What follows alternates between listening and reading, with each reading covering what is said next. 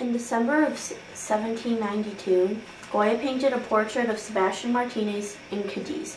And while he was there, he got really sick and he had to stay there for recovery. And while he was sick, he did a lot of personal pictures called cabinet pictures that actually later, when he did his black paintings, he based some of them off of his cabinet pictures. Because of his ailment, he ended up totally deaf. And this ailment came back and kicked him in the butt all around his life. It kept coming back. But for now, he was still sick, but he recovered in Cadiz.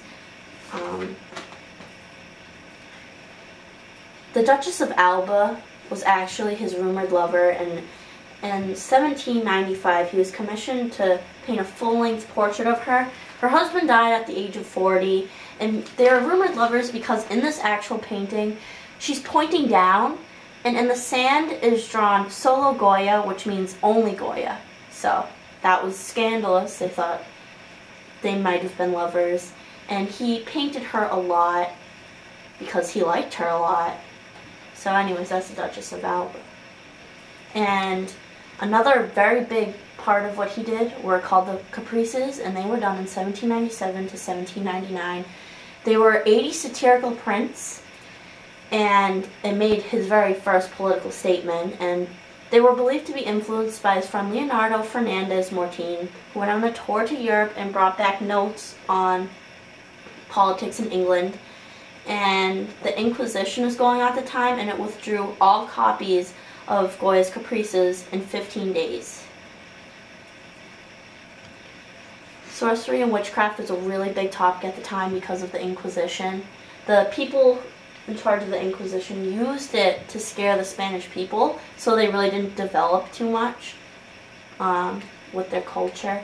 And the Duchess Usana wanted Goya to paint 6 series of witchcraft drawings, well, paintings, for her study. And Goya really liked to do this because he was really a dark painter, but he was just starting to find that out about himself. So he actually really enjoyed to do this. In 1779, he was the first court painter to the king, and at the time the king was Charles IV. And he was a very weak king, and this was an unorthodox picture he painted of them. His wife had an affair with Manuel Godoy, which was really scandalous at the time. And these are really famous pictures called the Maja. The Maja and the Majo were a big part of the Spanish culture at the time.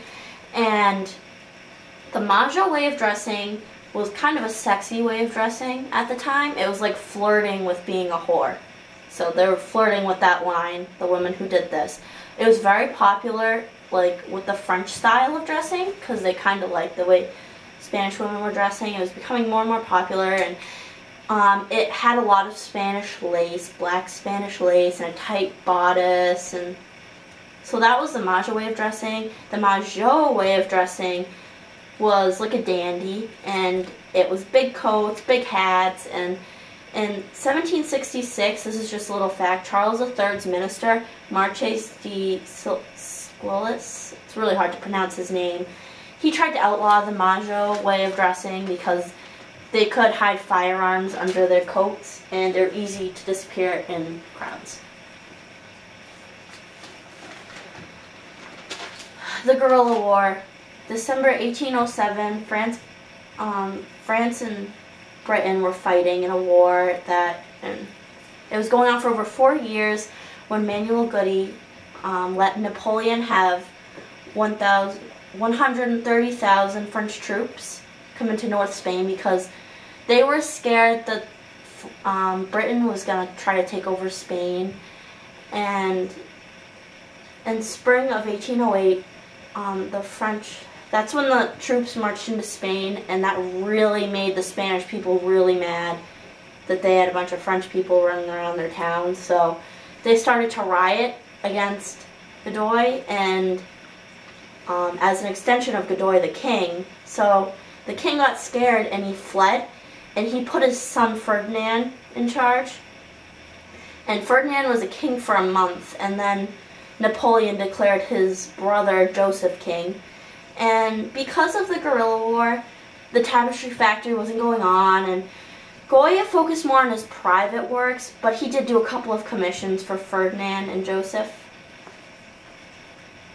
The disasters of war. Again, because he had less commissions, he decided to more focus towards personal works and document what was going on, which was really gruesome and just gross, the way this war was going on. So the 3rd of May, 1808, it was another cruel fighting thing, and he just documented a lot of stuff. But that was a date where a lot of gross, cruel fighting was going on.